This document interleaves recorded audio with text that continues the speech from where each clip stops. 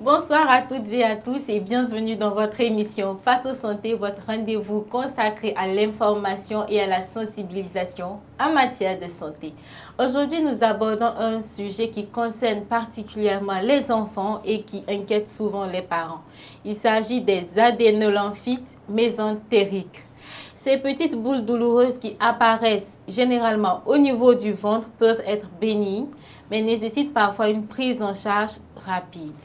Quelles en sont les causes? Comment les reconnaître? Quand faut-il consulter? Et surtout, comment protéger nos enfants? Pour répondre à toutes ces questions, nous recevons sur notre plateau Dr Ouedraogo Rachidatou, qui est médecin généraliste.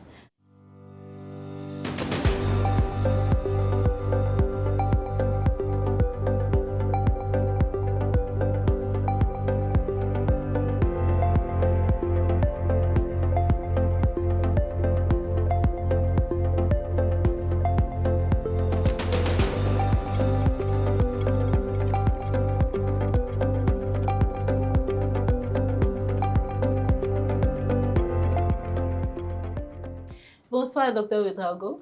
Bonsoir, mademoiselle Kousoubi. Merci beaucoup d'avoir accepté notre invitation. C'est un réel plaisir pour moi d'être sur votre plateau. D'abord, pour commencer, qu'en entend exactement par adénolymphites chez les enfants? De manière plus simple, on peut dire que les adénolymphites, ce sont des ganglions qu'on retrouve au niveau des ventres, au niveau du ventre le plus souvent chez les enfants. Et il faut entendre par cette maladie, en termes scientifiques, c'est une inflammation de ces derniers ganglions dans le ventre de l'enfant qui vont lui causer beaucoup de douleur.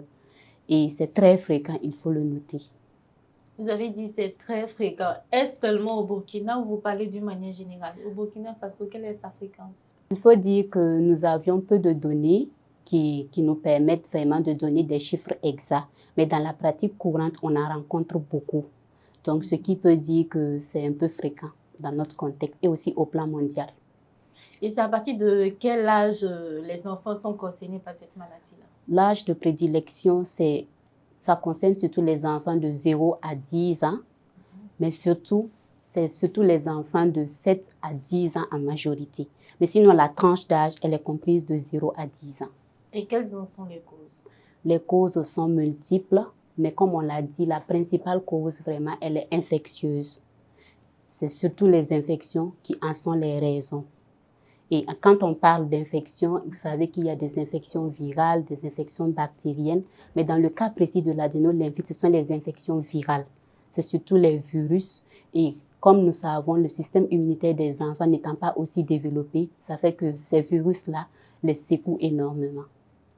Et comment on reconnaît cette maladie adénolymphite chez un enfant? Il faut dire que le tableau de cette maladie ressemble à beaucoup d'autres maladies. Voilà. Donc, c'est plus un enfant qui va se plaindre des douleurs abdominales. Si c'est des enfants qui ne peuvent pas se plaindre, il va beaucoup pleurer.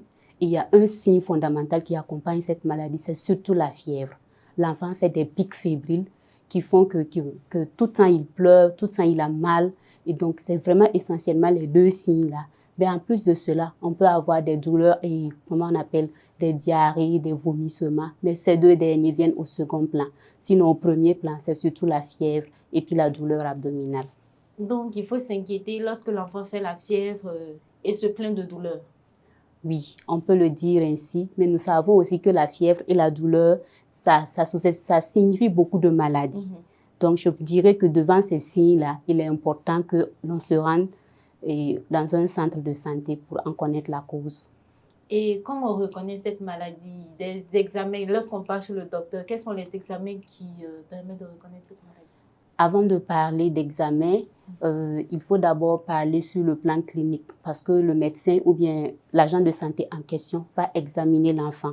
Et en examinant l'enfant, il va se rendre compte que l'enfant a des douleurs au niveau du ventre, notamment quand on touche le ventre, c'est insupportable pour ce dernier.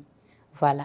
Et donc, comme c'est un tableau qui est un peu vaste, il y a certainement des examens qu'il faut faire. Mais l'examen phare, ce qui nous permet vraiment de poser le diagnostic des adénolymphites là, c'est l'échographie abdominale. Voilà. Mais en plus de cela, on peut faire une prise de sang notamment faire une petite numération qui va nous permettre de voir que les globules blancs sont élevés, mais c'est plus les virus qui seront impliqués. Mais cet examen, c'est à titre orientatif. Sinon, le diagnostic de certitude, c'est l'échographie. Donc, si j'ai un enfant qui présente ces symptômes, je peux aller directement à l'échographie ou il faut forcément passer par un médecin qui va me dire fais ci, fais ça? Vous ne pouvez pas partir directement à l'échographie parce que quand on demande une échographie, on met une indication. Le médecin dit c'est quoi il suspecte.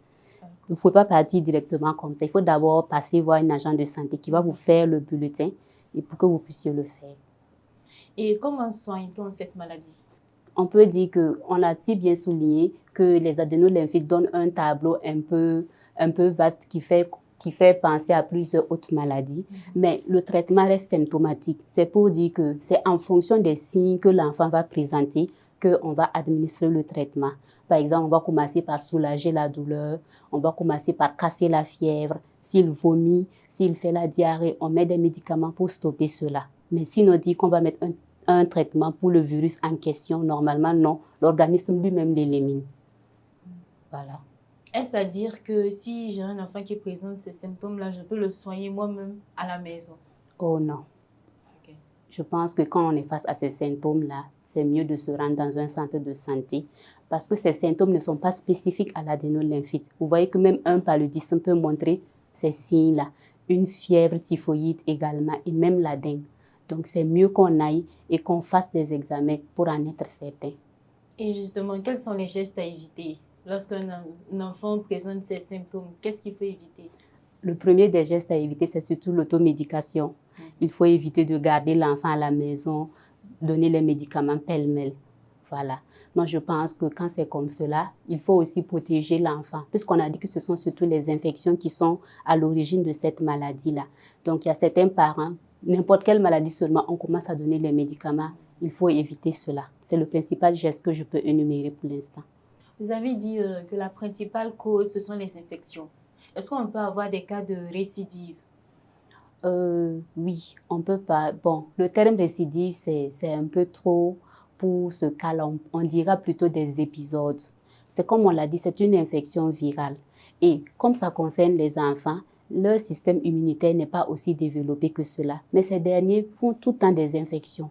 Et généralement, les adénolymphites, c'est quelque chose de bénin. C'est-à-dire qu'il y a des enfants même qui vont faire l'infection, ils ne vont pas manifester de signes. Ça veut dire que ça va passer de manière simple. L'organisme lui-même va réussir à l'éliminer. Mais il y a des cas extrêmes aussi où vraiment il faut qu'on amène l'enfant à l'hôpital. Mais ici, quand on parle de récidive, c'est pour dire que la maladie peut être là. Elle donne juste des épisodes de douleur. Ça part, ça revient. En ce moment, on peut parler d'épisodes, mais pas de récidive en tant que telle. Mais est-ce qu'il peut avoir des complications possibles si la maladie n'est pas bien traitée? Oui, les adénolymphites, on a vu que dans près de 90% des cas, il y a une autre pathologie que ça peut entraîner, notamment l'invagination intestinale. Bon, c'est un terme un peu très médical, mais on dira que les adénolymphites, on a dit que ce sont des ganglions qui sont dans le ventre. Donc, ces ganglions-là peuvent créer des nœuds au niveau de l'intestin qui vont faire que, genre, l'intestin va s'emboîter. Et en ce moment, ça devient compliqué. Il faut forcément faire un acte chirurgical pour pouvoir dénouer le nœud-là, afin que le transit de l'enfant puisse être repris. Donc ça, c'est l'une des complications. L'autre complication aussi, c'est que les ganglions en question, bien que d'origine virale, elles peuvent se surinfecter de bactéries. Et en ce moment, on peut avoir un abcès, c'est-à-dire une collection de pus à l'intérieur. Et là aussi, il faut faire un drainage. Donc, il faut aller au bloc, placer un raccord pour éliminer ce pus qui est à l'intérieur du ventre de l'enfant. Et comment faire pour éviter cette maladie? Alors, l'éviction de cette maladie va consister premièrement à respecter le calendrier vaccinal de l'enfant. Parce qu'on va voir que dans le calendrier, là, il y a les vaccins qui sont dirigés contre certains de ces virus-là. Ça, c'est un. Deuxièmement, il faut beaucoup protéger les enfants durant des périodes pics. Parce qu'il y a des périodes qui sont connues pour que les enfants fassent des infections. Donc, il faut bien les protéger. Si on n'a pas pu éviter l'infection, si l'infection est là, il faut mieux la traiter. C'est surtout bien traiter toutes les infections. Parce qu'une infection de la gorge, une otite au niveau de l'oreille, une simple rhinite même, si elle n'est pas bien traitée, ceci peut entraîner les adénolymphites. Vous avez parlé d'une période. Quelle est cette période-là où il faut vraiment faire attention? Notamment l'harmattan, où on a beaucoup de poussière, les périodes de froid aussi, parce qu'il y a les risques de faire des infections pulmonaires, notamment les bronchites, les pneumonies. C'est essentiellement les périodes qu'on peut épingler. Quel message essentiel vous voulez faire passer aux parents? Pour dire tout simplement, on dira aux parents que les adénolymphites, c'est une maladie vraiment fréquente chez les enfants, qui est bénigne, normalement, qui ne doit pas les inquiéter. Donc, quand ils sont face à ces genres de situations-là, pour vraiment être rassurés, c'est mieux qu'ils aillent dans un centre de santé, ils rencontrent un personnel de la santé qui va vraiment trancher, les rassurer et prendre bien en charge leurs enfants. Nous arrivons à la fin de cette émission consacrée aux adénolymphites chez les enfants. Retenons que même si elles sont fréquentes et souvent bénignes, elles ne doivent pas être négligées. Une consultation précoce permet d'éviter les complications et d'assurer une prise en charge adaptée. Parents, restons attentifs aux signes d'alerte et évitons au maximum l'automédication qui peut aggraver la situation. Merci beaucoup, Dr. Ouedraogo, d'être venu nous éclairer sur le sujet. Merci beaucoup également à vous. Merci également à vous, chers internautes, pour votre fidélité. N'oubliez pas, prenez soin de votre santé et rendez-vous est pris mercredi prochain pour un nouvel épisode de Passo Santé.